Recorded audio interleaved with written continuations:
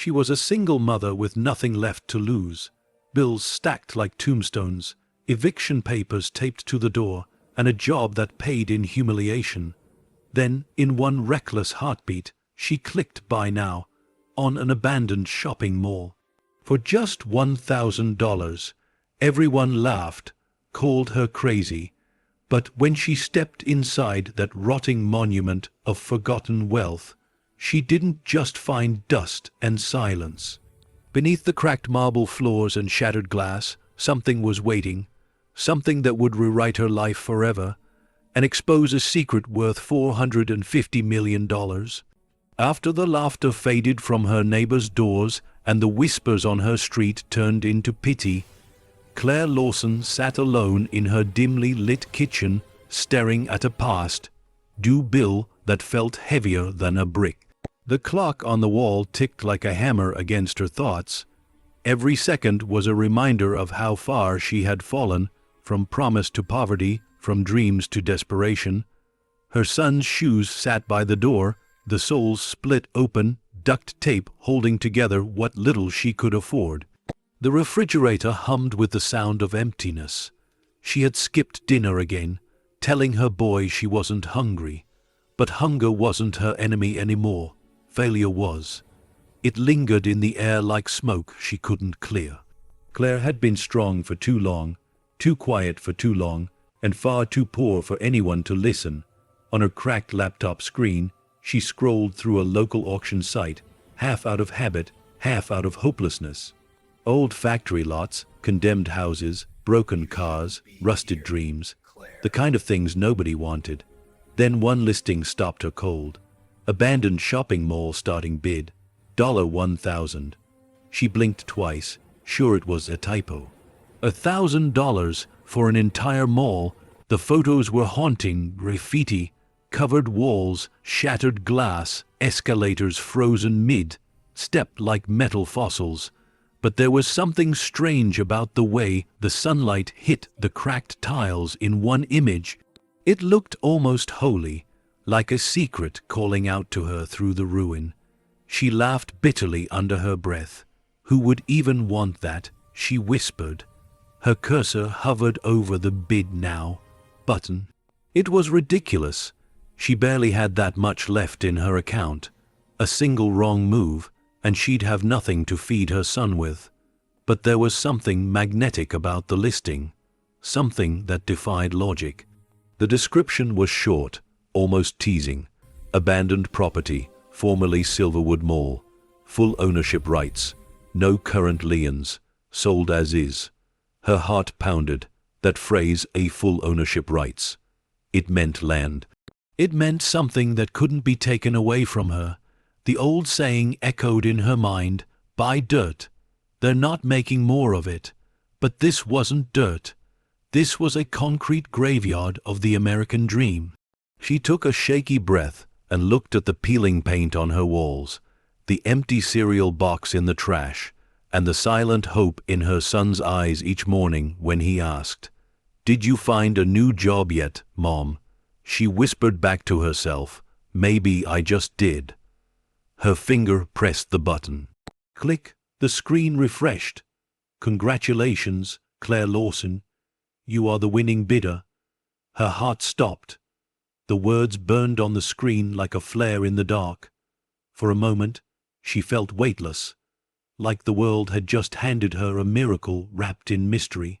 Then reality crashed back. She had just spent everything she had on a decaying mall miles away from her broken home. But deep inside, something stirred, something ancient and defiant. For the first time in years, Claire felt. Awake, she leaned back in her chair, tears stinging her eyes. It wasn't joy. It wasn't fear. It was the feeling of standing on a cliff and realizing you've already jumped. The following morning, the sky was bruised with clouds as Claire packed what little she owned into the backseat of her old sedan. The engine coughed like an old smoker as she turned the key. Her son, Evan, sat in the passenger seat, clutching his worn backpack. "Where are we going?" he asked, his voice still heavy with sleep. She smiled weakly. "To see what $1,000 bought us," He frowned. Is it another house? Claire shook her head. Bigger. He didn't ask again. He just stared out the window as the city dissolved behind them. Block by block, memory by memory. The highway stretched ahead like a scar cutting through forgotten land. As miles passed, Claire's thoughts drifted between fear and hope. She imagined the mall as a ruin she could rebuild. Maybe open a small cafe, rent out spaces, anything to escape the chokehold of poverty. The fantasy was thin, fragile, but it was all she had left.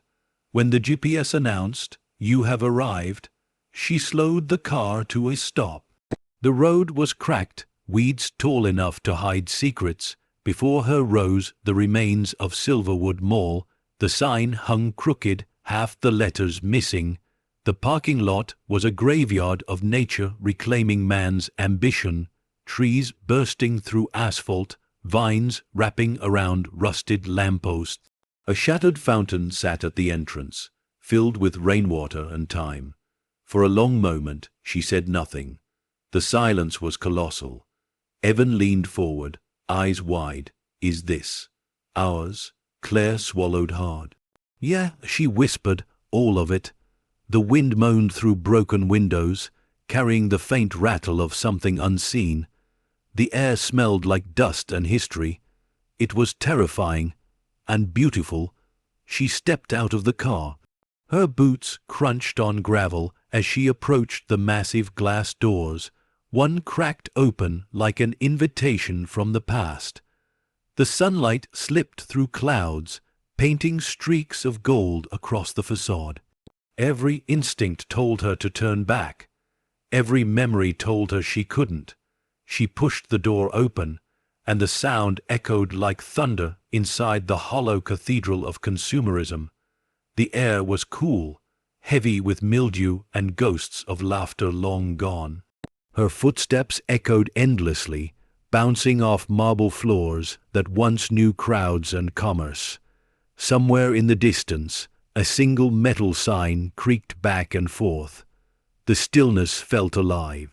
Claire turned slowly, taking it all in: the skeletal mannequins, the dust-covered escalators, the faded banners that once promised grand opening, but now hung like epitaphs. Her throat tightened. This was madness. This was beauty. This was hers. A small laugh escaped her lips, shaky and disbelieving. "Well, Claire," she murmured, "you've officially lost your mind." But the truth, for the first time in years, losing her mind felt better than losing her hope. She pulled out her phone and snapped a picture. The flash illuminated a cracked tile floor, and for a split second she thought she saw movement in the reflection, a shadow that wasn't hers. Her breath caught. She looked up. Nothing, just silence, endless and waiting. The wind sighed again through shattered skylights. Dust danced in the light like drifting memories.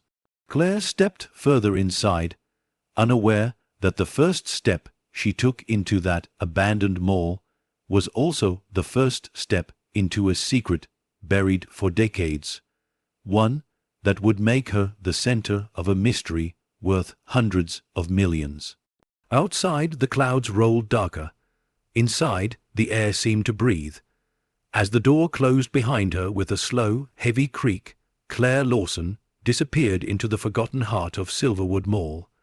And somewhere deep within the walls, something whispered back. As the night deepened, she realized the story was only beginning. The echo of the closing door lingered long after Claire stepped inside. For a moment, it felt as if the entire mall inhaled a slow, hollow breath that filled the air with the scent of dust, mold, and something metallic. The temperature dropped slightly, or maybe it was just her nerves. Her footsteps rang out, sharp and lonely, swallowed by the enormous silence. She walked deeper into the atrium, where once glittering tiles now lay cracked and water-stained. Above her, the skylight was shattered. Rain had carved rusted trails down the steel beams, creating ghostly streaks that looked like tears on the glass. Each sound she made seemed amplified in the emptiness. The soft squeak of her shoes, the rustle of her jacket, the faint clink of her car keys. She half expected someone to step out from the shadows, a janitor, a guard, anyone, but there was no one, just her and the echoes of a life that had once filled these halls. Her flashlight beam cut through the gloom, illuminating fragments of the past, an overturned baby stroller, a mannequin missing its arm, a faded sail, everything must go, banner drooping from the ceiling. The irony made her smile faintly. Everything had gone, even the hope that once filled this place. But beneath the decay, there was still structure, still space bones strong enough to rebuild something upon. Claire saw potential the way only the desperate could.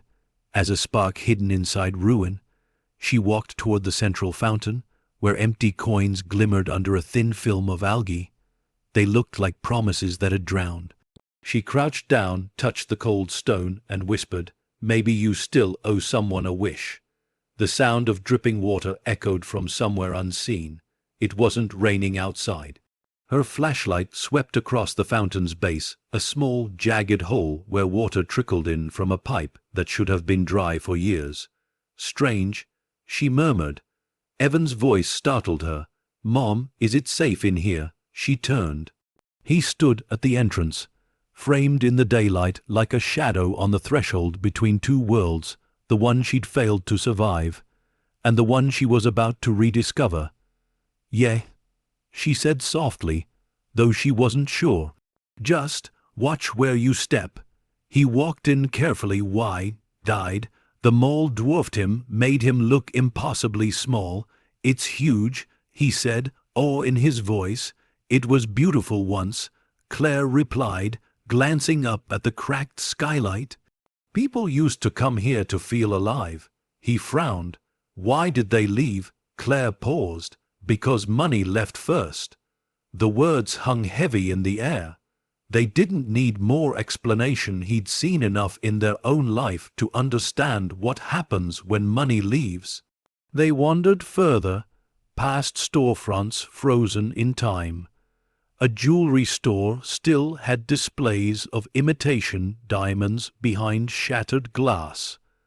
A clothing boutique had mannequins dressed in outdated fashion, a ghostly parade of forgotten trends. The food court was silent, its tables covered in dust and dead leaves blown in through broken windows. Claire stopped in front of a map kiosk, one of those bright "You Are Here" directories that once guided happy shoppers.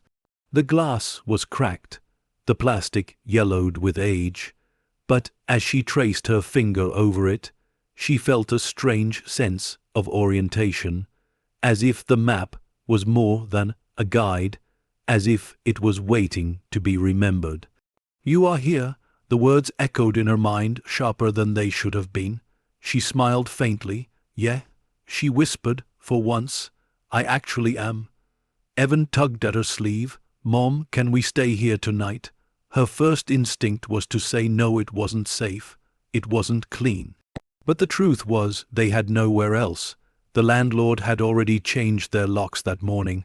Their old apartment wasn't theirs anymore, she sighed, brushing his hair back gently, "just for tonight." They found an old furniture store on the upper level, where dusty sofas sat in crooked rows. Claire laid out an old blanket from the car and turned her flashlight down to save the batteries. Evan curled up, falling asleep almost instantly. Children have a way of finding peace in chaos. Claire, however, couldn't sleep. She sat by the window, watching the last rays of daylight bleed across the horizon, staining the glass with gold and crimson. The mall felt like a living organism at night, breathing, shifting, remembering. Every creak of metal or whisper of air felt personal. Her thoughts spiraled back to the absurdity of it all. She'd bought an abandoned mall. For $1,000, the world would call it foolishness. But beneath that foolishness was something deeper, a longing to own something the world couldn't take away. Not a job, not a loan, not pity. Ownership meant power, and even if all she owned was a ruin, it was her ruin. The silence thickened. Somewhere deep within the building, something clattered, maybe a piece of glass, maybe a bird, or maybe something else. Claire froze, listening, 1 second, 2, then nothing, just wind humming through the old vents. She exhaled slowly. Get a grip, Claire, she muttered. It's just a building. But the unease stayed with her. Hours passed. The mall settled into night's rhythm, moaning beams, dripping water, the occasional flutter of wings in the rafters. Claire finally closed her eyes, exhaustion pulling her under. When she woke, dawn was seeping through the cracks in the skylight. The world outside was grey and soft, but the mall looked different now, gentler. Light played across the cracked floor like rippling water. She stood up, stretching, and walked toward the railing overlooking the atrium. From there, she could see the entire first floor, a labyrinth of stores and hallways stretching into shadow. That's when she saw it. Near the west corridor, one of the lights was on. She blinked, rubbed her eyes. No, it wasn't sunlight. It was an actual bulb, glowing faintly, steady and unnatural in a place that had been dead for years. Her pulse quickened. "Evan," she whispered, but her voice caught. She didn't want to wake him yet. She gripped the railing, heart hammering. The light flickered once, then held. Someone had been here, maybe still was. Curiosity overpowered fear. She descended the cracked escalator carefully, each step creaking beneath her weight. The air grew colder as she neared the west corridor. The smell changed to less dust, more ozone, like something electrical. The hallway narrowed, flanked by closed storefronts with faded signs. The light was coming from a maintenance door left slightly ajar. She hesitated. Her breath came shallow. Logic screamed to turn back, but desperation doesn't listen to logic, it listens to the faint pulse of possibility. She pushed the door open. Inside was a small maintenance room, cluttered with rusted tools, a shattered mirror, and a dusty desk. But what caught her eye was the computer monitor. It was on. The screen glowed a faint blue, covered in static. She stepped closer, feeling the hum of power through the air. The machine was ancient, one of those heavy box models from decades ago. It shouldn't have been working. The cables snaked into the wall, but there was no generator, no visible power source. Then the static cleared. A single message blinked in green text across the screen. "Welcome back." Claire stumbled backward, nearly tripping over a toolbox. Her pulse roared in her ears. She stared at the words, frozen. Who was this message for? The previous owner? The staff? Her? The cursor blinked beneath the phrase, as if waiting for a reply. Claire swallowed hard, whispered into the silence, "Back. To what?" The cursor blinked again, once, twice. Then the screen went black. A sharp sound echoed from the hallway, a metallic scrape, faint but real. Claire turned toward the noise, heart pounding. Nothing moved. The light above her flickered once and steadied. But she could feel it now. She wasn't alone. The air itself felt aware, charged with memory. She took a deep breath, forcing herself to stay calm. "It's just power feedback," she told herself, voice shaking. Old circuits glitching. Still, she backed out slowly, eyes on the shadows until she reached the atrium again. Evan was awake, rubbing his eyes. "Mom, what's wrong?" She smiled faintly, though her hands were trembling. "Nothing, sweetheart, just checking the lights." But inside, Claire Lawson knew something had just awakened, not just in the building, but in her life. Something ancient, unfinished, and waiting. As sunlight spread across the mall's ruined floors, she looked up at the flickering skylight and felt the same words echo through her mind. "Welcome back." And deep within the walls of Silverwood Mall, a low hum began, soft, rhythmic, almost like a heartbeat, waiting to be heard again. As the day began to rise, Claire realized her discovery was far from over. It was only beginning. The morning air was still, heavy with the weight of rain that hadn't yet fallen. Claire stood at the entrance of the mall, watching as the pale light of dawn bled through the cracked glass canopy. Overnight, mist had rolled in, shrouding the parking lot in soft gray. From a distance, Silverwood Mall looked almost peaceful, like a sleeping giant too old to wake. But inside, it breathed differently. The air seemed alive with a quiet hum, a faint vibration that felt less mechanical and more. Remembering, Claire brushed the dust from her jacket and whispered to herself, "Let's see what you're hiding, old friend." Evan trailed behind her, yawning, his small hand gripping a flashlight that barely worked. He looked around with wide eyes, the kind children have when they sense adventure wrapped in danger. "It's creepy," he muttered, his voice echoing. She smiled softly. "Creepy means we're early, before the world catches up." They walked deeper into the atrium. Shafts of light filtered down from the broken skylight above, scattering across the floor like fractured memories. The golden glow illuminated floating dust motes that shimmered like snow in the air. The silence wasn't empty, it was layered, filled with the quiet hum of what used to be life. Claire paused in front of a long hallway, lined with stores whose names were half erased. "Look at this," she said. "See that?" She pointed to a dusty sign that still read Everlast Jewelers. The glass was cracked but intact. Evan peered through the window. Inside, the shelves still held jewelry boxes, most empty, some still glinting faintly with imitation gold. "Why didn't anyone take them?" he asked. "Because people forget," she replied softly. "They walk away and leave pieces behind." As she said it, she realized the truth of her own words. She too had left pieces behind. Dreams she'd buried under bills and long shifts. Laughter she'd traded for exhaustion. But here, surrounded by forgotten luxury and decay, she felt the faint spark of something she hadn't felt in years. Possibility. They passed a store that still smelled faintly of perfume. The air inside was thicker, preserved somehow as if time had chosen to pause there. The mirrored walls reflected fragments of the past, mannequins in faded dresses, shelves of expired lotion, a poster of a smiling woman promising beauty forever. Evan wrinkled his nose. "Smells weird." "Memories always do," Claire said, half smiling. The escalator ahead was frozen mid-descent. She placed her hand on the cold railing, feeling the grooves worn smooth by millions of people who once passed here. For a moment, she imagined them all families, couples, friends' voices rising and falling, laughter echoing, the sound of shoes and music and life. It felt like standing inside a memory that didn't belong to her, but somehow remembered her anyway. A small flutter of movement caught her eye. Something darted from the shadows, a pigeon, startled by their presence. It flew upward, wings beating dust into the light.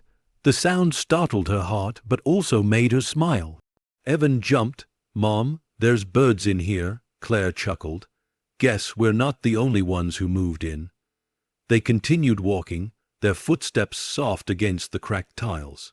Every few feet, she found traces of the mall's former grandeur, a marble bench still unbroken, a chandelier lying in pieces, its crystals scattered like tears. There was sadness in the beauty, but beauty nonetheless. At the far end of the corridor, she found a door marked Manager's Office. The letters were faded, but still legible. Something about it tugged at her, the way the paint had peeled in perfect streaks, as if time itself was pointing her there. She turned the knob. It resisted, then gave way with a groan. The smell inside was stronger: paper, rust, and damp carpet.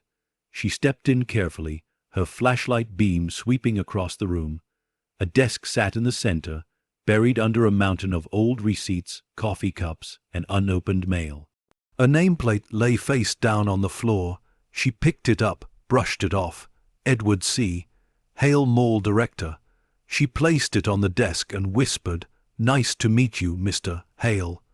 There were photos on the wall, faded images of grand openings, smiling employees, ribbon cuttings.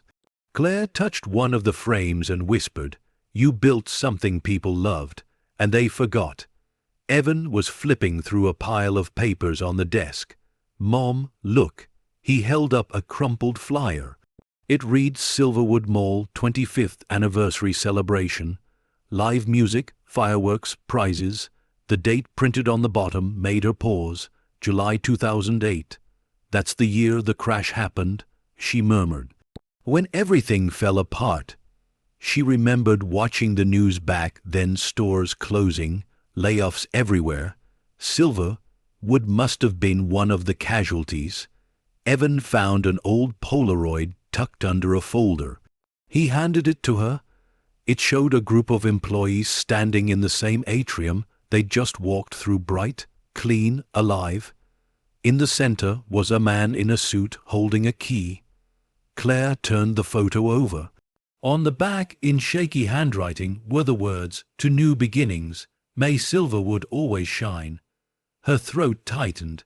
Time had erased that shine, but the echo of it still lingered, stubborn and unbroken. She pocketed the photo. "Let's keep this," she said quietly. "Every place deserves to be remembered." They left the office, but as she pulled the door closed, she noticed something odd, a faint mark on the inside of the frame. A handprint smeared in dust, but newer than everything else. She frowned. "Strange." "What?" Evan asked. "Nothing. Probably just from the maintenance people." But her voice lacked conviction. As they continued exploring, the light shifted.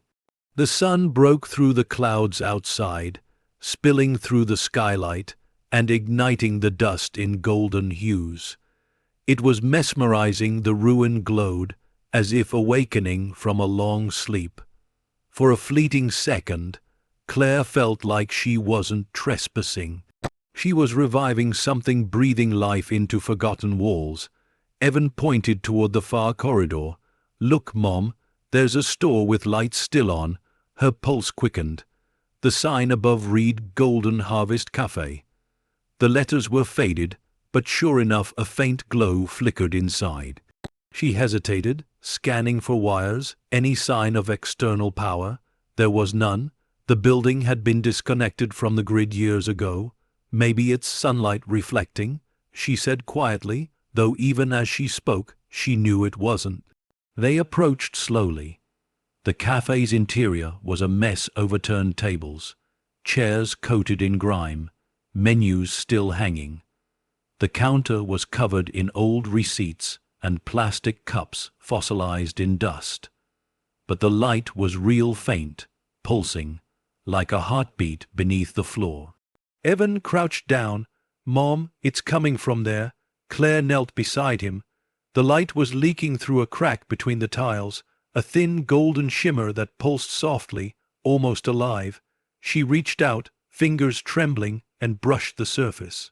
A faint vibration traveled up her hand, not electricity, but energy, a whisper from the earth below.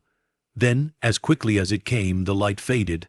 Claire sat back, breath caught in her throat. "Okay," she whispered. "That wasn't sunlight." Evan looked at her, eyes wide. "What was it?" "I don't know," she said, voice low. "But I think this place has more stories than we thought." She stood, brushing off her hands, and looked around the cafe, the empty seats, the silent machines, the hollow counter that once held laughter and warmth. The thought hit her suddenly. Maybe this wasn't just an abandoned mall. Maybe it was a time capsule, one the world had sealed too soon. She turned to her son, managing a faint smile. "Come on, kiddo. Let's find where the power really comes from." As they stepped back into the corridor, the light behind them flickered once more, soft, gold, and deliberate. Neither of them noticed. The mall did, and somewhere in its bones, something old had begun to stir. As the day stretched on, the shadows seemed to grow longer, as if Silverwood Mall itself was preparing to remember everything it had ever forgotten. The afternoon light slanted through the skylights like blades of faded gold. Dust hung in the air, turning every sunbeam into a river of time. Claire and Evan walked down the eastern wing, where the air felt colder, the silence heavier. Each step echoed differently here, as if the floor remembered every footstep that had once crossed it. Claire brushed her fingers across the wall, feeling the faint vibration of the building beneath her skin. It wasn't imagination. There was a pulse here, faint, irregular, but alive. "Mom," Evan whispered, "why does it feel like it's watching us?" She glanced down at him, trying to smile, but her heart beat faster. "Old places hold memories," she said quietly. "Sometimes it feels like they're watching back." They passed a shuttered arcade, its neon sign barely legible under layers of grime. Inside, the machines sat frozen mid, game screens dark, coins still trapped inside the slots, joysticks stiff from years of silence. Evan pressed his face against the glass, eyes lighting up. "Can we fix them? Maybe someday," Claire said softly. "But first, we have to figure out what's still working here." She shined her flashlight toward the back of the corridor. At the far end, a faint reflection caught her eye, a glimmer that didn't belong to her light. The glass of a storefront seemed clearer than the rest, almost. New. They approached cautiously. The store was called Opaline Interiors. The sign above it was spotless, the paint untouched by time. It didn't make sense. Everything else around it was decaying, yet this shop looked frozen in perfect preservation. The glass door creaked as she pushed it open. A soft chime rang out. Claire froze. It wasn't an electronic sound, it was mechanical. Real, the kind of delicate ring you only hear when a door welcomes customers. She exchanged a glance with Evan, whose eyes were wide with disbelief. Inside, the air was different, warmer, cleaner. The shelves were lined with home decor items that still looked fresh: glass vases, silk curtains, ceramic figures gleaming faintly in the light. "Mom," Evan whispered, "this place doesn't look old." "I see that," she murmured. There was no dust, no decay, as if someone had been here yesterday, not decades ago. On the counter sat an open notebook. Claire hesitated before stepping forward. The pages were crisp, untouched by age. The handwriting was neat, looping, not cursive, not print, something in between. She read aloud the words written across the top of the page. "Inventory check, September 2008. Her chest tightened. That's the year it closed. The entries below listed stock numbers, dates, and initials, each line meticulous, precise until the very last one, which trailed off mid-sentence. The ink dragged as if the pen had slipped from the writer's hand. She traced it gently with her fingertip. "What happened to you?" she whispered. Evan had wandered toward the back of the shop. "Mom," she looked up. "What is it? There's a door here." She walked over, careful not to disturb the shelves. Behind a curtain, a narrow wooden door stood half open. A small brass plaque above it read "Staff Only." Claire hesitated. The air behind it felt colder, almost electric. "Stay here," she said softly. Evan frowned, but, "Please, sweetheart." She pushed the door open and stepped inside. The room was small, barely more than a storage closet. Boxes were stacked neatly along the walls, labeled and sealed. But in the center of the room sat a metal chair, and beside it, an old rotary phone. The phone wasn't dusty.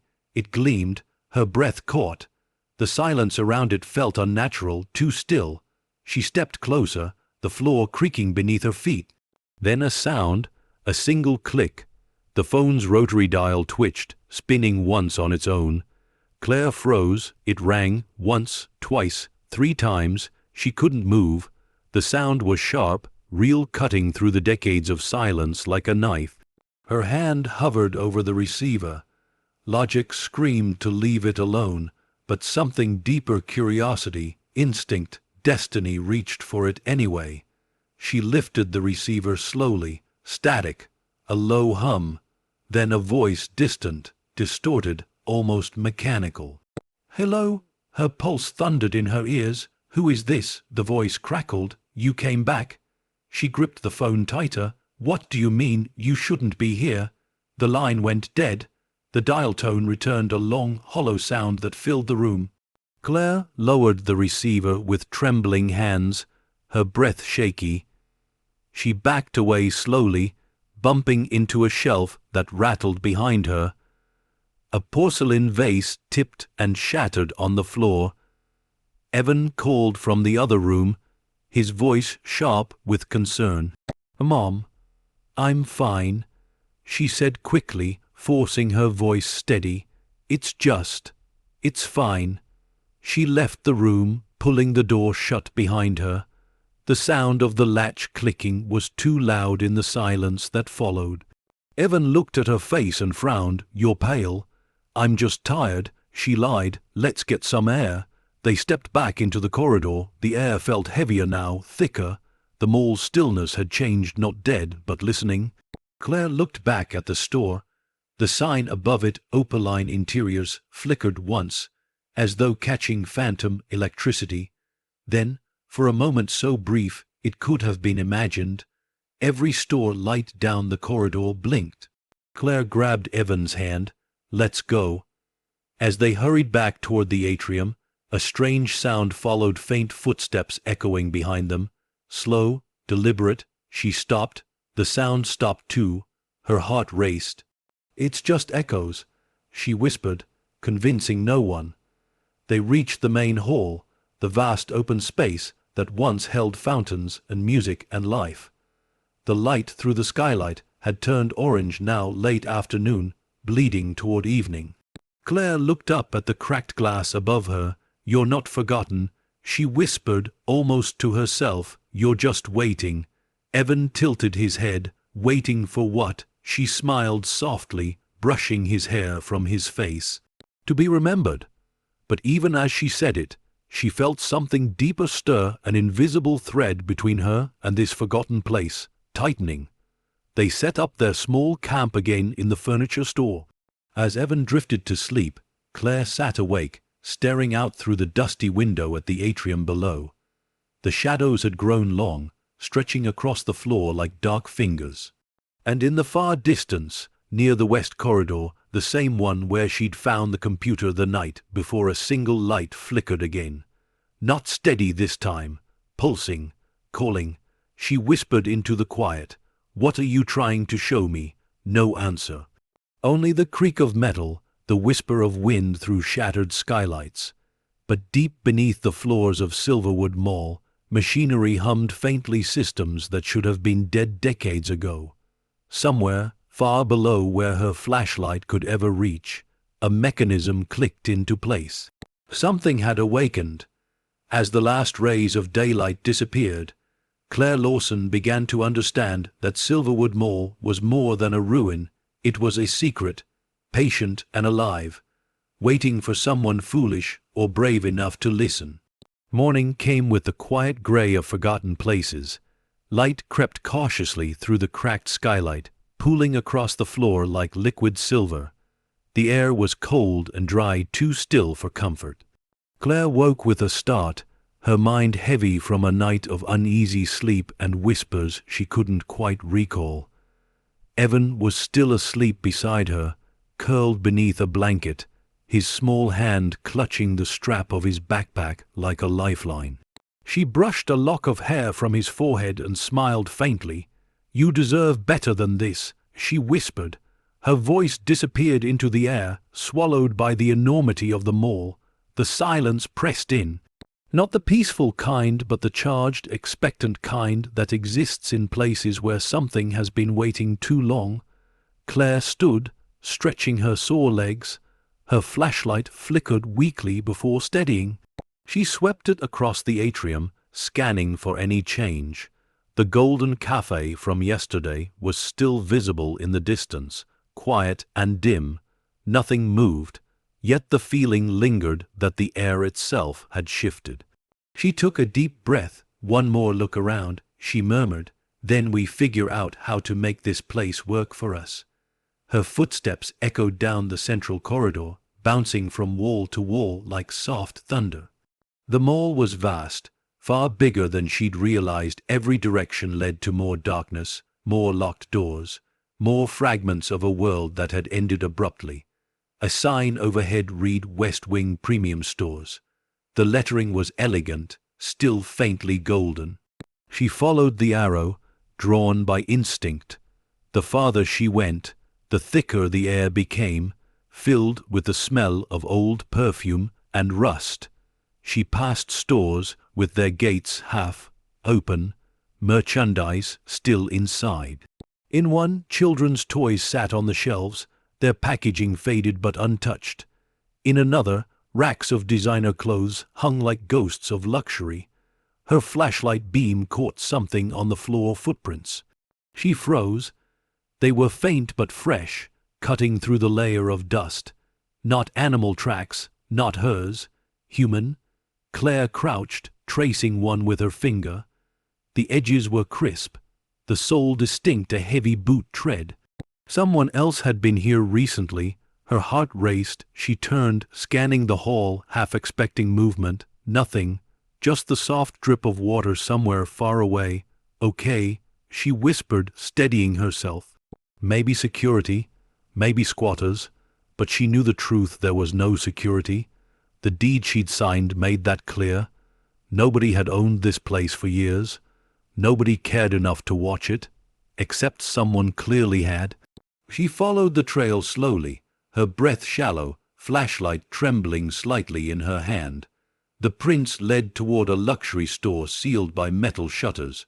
The sign above it was faded but still legible: Ambrosia Fine Jewelry and Timepieces. The shutters were closed, but there was a small gap near the bottom, just wide enough for light to slip through. Light. She crouched down. Inside, a soft glow flickered, steady, rhythmic, almost like a heartbeat. "Impossible," she breathed. Claire reached for the shutter. It was heavy, cold to the touch.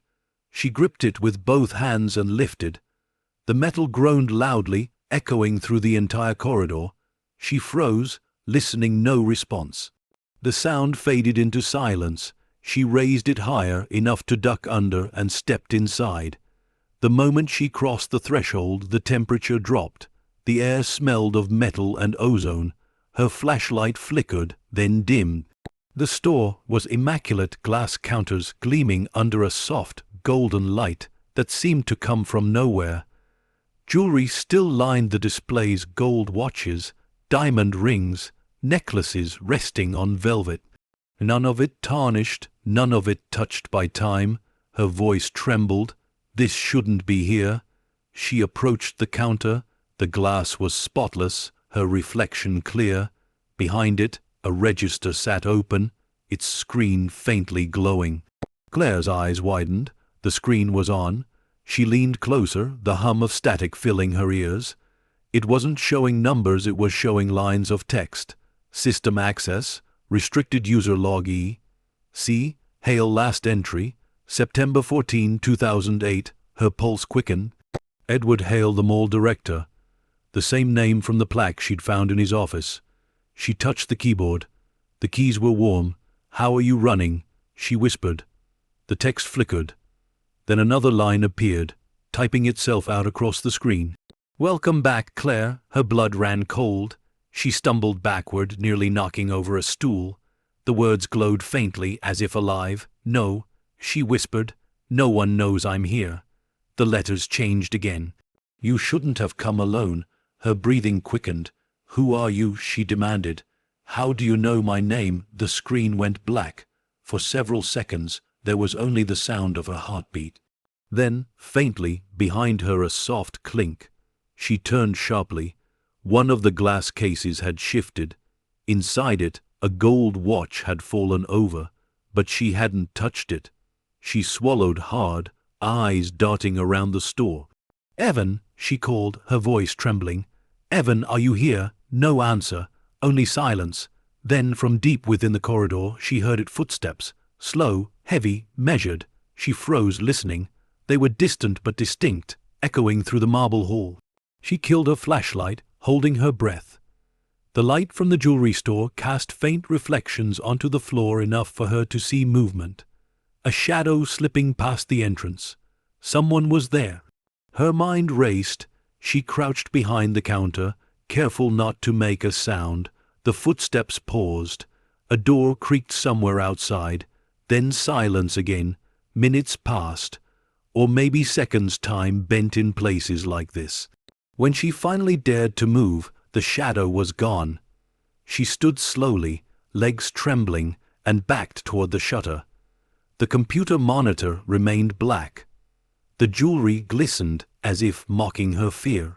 As she ducked out beneath the metal gate, she noticed something new on the wall, faint letters scratched into the paint near the frame. She leaned closer, reading the words etched in jagged strokes. "Don't follow the lights." Her stomach dropped.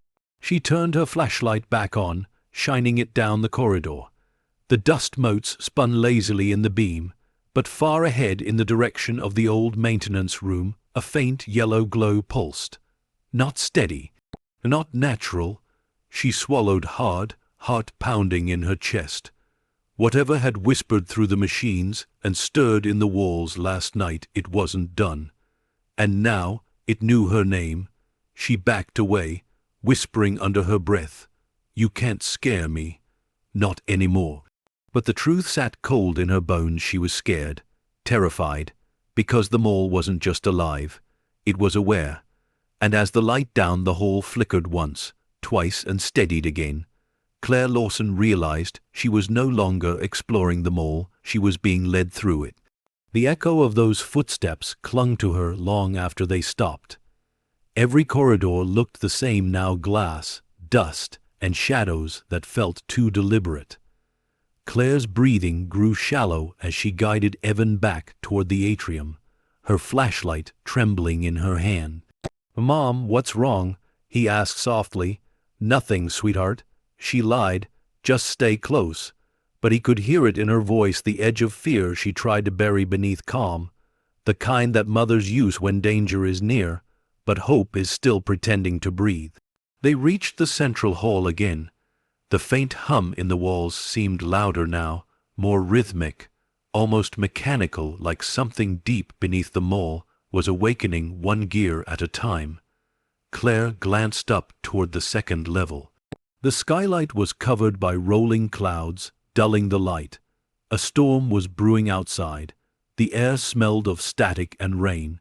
She tried to shake the unease clawing at her chest. "Let's check upstairs," she said. "Maybe there's still an office with power." They ascended the old escalator, dead, motionless, yet sturdy enough to climb. The metal steps groaned beneath their feet. Each movement echoed upward like whispers rising from below. At the top, the world felt different. The upper floor was darker, colder. The windows here had been sealed long ago, leaving only fragments of daylight filtering through broken panes. The stores were smaller boutiques, offices, storage rooms. A directory plaque near the railing read, "Level 2 Administration /Security/Maintenance." Her pulse quickened. "Security," she murmured. "If there's still power, maybe there's footage or files." They followed the signs down a narrow hallway, the smell of mildew thick in the air. Somewhere, water dripped steadily, an eternal rhythm marking the passage of forgotten time. The security office was halfway down, door ajar. She pushed it open. Inside, dust covered everything like snow, monitors, desks, keyboards, all untouched. But one screen flickered weakly, casting faint light across the room. The hum of static filled the silence. Claire stepped closer, brushing her hand across the counter. The dust smeared away to reveal a mug with faded lettering, "Silverwood Security, always watching." The irony made her shiver. Evan lingered by the doorway. "Mom, maybe we shouldn't be in here." "It's okay," she said quietly. "If someone left this running, maybe it can tell us what happened here." She pressed a button on the console. The static shifted. For a moment, every monitor blinked, then one came to life. It displayed a grainy black and white feed of the mall's atrium, but the image wasn't from the past, it was live. Claire froze. That's impossible. The screen flickered, focusing. On the grainy display, she saw movement, a faint blur near the west corridor. Something or someone was walking. She leaned closer, squinting. The figure was tall, moving slowly, almost deliberately. It stopped near the jewelry store. Then, as if sensing her eyes through the camera, it turned. Claire's breath caught. The screen distorted for a second, static, glitching lines, then the feed went black. The room fell silent except for the low hum of power. Evan's voice broke the stillness. "Mom, who was that?" She couldn't answer. Her heart thudded so hard it hurt. "We're leaving," she said firmly. But as she turned toward the door, a sound stopped her cold, a faint click. Every monitor in the room blinked to life. Dozens of camera angles filled the screen's stairwells, corridors, the food court, the main entrance. The mall unfolded before her in fragments of grainy footage, and then, one by one, the cameras began turning, refocusing, all pointing toward her. Evan clutched her sleeve. "Mom." The speakers above crackled. A distorted voice came through, deep and broken by static. "You shouldn't be here, Claire." Her blood ran ice cold. She grabbed Evan's hand. "Run." They bolted into the hallway. Behind them, the monitors flashed white, the speakers blaring a piercing tone that echoed through every corridor. It was deafening, chaotic, like the building itself was screaming. They didn't stop until they reached the main escalator again. Claire looked down into the atrium below the fountain, the shadows, the emptiness, everything bathed in faint, pulsing light. It wasn't just coming from the stores anymore. The glow was spreading, bleeding through cracks in the floor, seeping from the walls like veins of liquid gold. Evan gasped. "Mom, it's glowing. I see it." She whispered, "Stay behind me." She descended slowly, watching as the light dimmed and brightened, almost breathing. The hum in the air deepened, resonating through her bones. At the base of the escalator, she stopped. The center of the atrium where the fountain once stood was changing. The cracked stone around it pulsed with faint light, forming circular patterns that spiraled outward, like veins feeding the building. Claire stepped closer, mesmerized. "What are you?" she whispered. The pattern shimmered once, then stilled. She knelt beside the fountain, touching the stone. It was warm, now alive, with faint energy. A sound echoed through the hall, faint, metallic, deliberate. Footsteps again. She stood sharply, scanning the shadows. "Who's there?" The voice that answered wasn't human. It came from everywhere, the intercoms, the walls, even the air itself. "Welcome back." The words were calm, almost kind, but heavy with something deeper, something watching. Evan clung to her arm. "Mom, please, let's go." Claire's voice trembled. "We can't. Not yet." She turned toward the direction of the sound, the western corridor, dark and narrow. The light along the floor pulsed once, leading that way, like breadcrumbs guiding her forward. For a long moment she said nothing. Then softly, "It wants us to follow." Evan shook his head. "No, Mom, we should leave. It's scary." "I know," she whispered. "But if we don't understand what this is, we'll never be safe." She took his hand again. Together, they walked toward the glowing trail.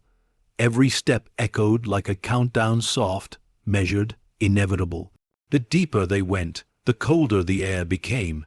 The walls tightened, narrowing into what felt more like a tunnel than a hallway. The hum turned into a low vibration that trembled through the floor, and then they saw it. A door, steel, massive, sealed with an electronic lock that still blinked faintly. The light on its panel flickered red, green, red again, as if deciding whether to allow them in. Claire reached out slowly. The air around the door felt charged, humming with restrained energy. Her fingers hovered just above the metal when the panel suddenly turned green.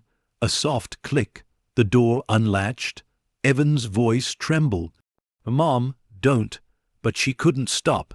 Some invisible pull, part curiosity, part destiny, drove her forward.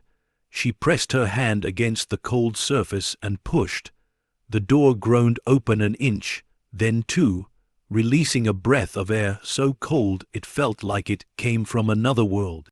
Inside was only darkness, but from within that darkness came a faint golden shimmer pulsing softly, like a heartbeat waiting for her touch. Claire whispered, "This is what it's been protecting." The hum deepened, vibrating through the floor beneath her. She looked back at her son. "Stay here." He shook his head violently. "No, Mom, please." She smiled weakly. "I'll be right back, I promise." And before he could stop her, she stepped through the doorway, swallowed by the dark. The steel door creaked shut behind her. The light in the corridor flickered once, then died. Evan stood frozen, staring at the sealed door, heart pounding in his chest. The mall had gone silent again, but this silence was different, deeper, heavier, as if the building itself was holding its breath. Somewhere behind that door, the faint golden light continued to pulse, slow, steady, alive. And in that moment, Silverwood Mall was no longer a forgotten ruin. It was awake. As the echo of that hum faded into the distance, the storm outside broke, rain hammering the roof like applause for the secrets that had just been found. The sound of the rain was steady now, a low, relentless murmur against the shattered skylights. Claire sat by the window of an old office overlooking the mall's atrium, her hands still trembling from what she'd seen the night before. The image of that glowing door and the voice whispering welcome back refused to fade. Morning light washed over the cracked walls, dull and colorless. Evan sat nearby, drawing on a piece of torn paper, pretending not to notice her unease. His quiet focus was the only thing keeping her anchored to the moment. But her thoughts kept circling back, the lights, the voice, the movement in the hallways. The building wasn't just old, it was hiding something. She rose slowly and looked out the window. From here, the mall looked like a carcass stripped of life, yet somehow still pulsing underneath. Every broken store sign, every flickering light felt deliberate, like the place was guiding her somewhere she wasn't supposed to go. Claire whispered to herself, "If you're trying to tell me something, I'm listening." She turned to Evan. "Stay here, okay? Don't wander." He looked up. "Where are you going?" "To find out who used to run this place," she said. "And why it feels like they never left." He hesitated, then nodded, clutching his drawing tighter. "Be careful." She smiled faintly. "Always."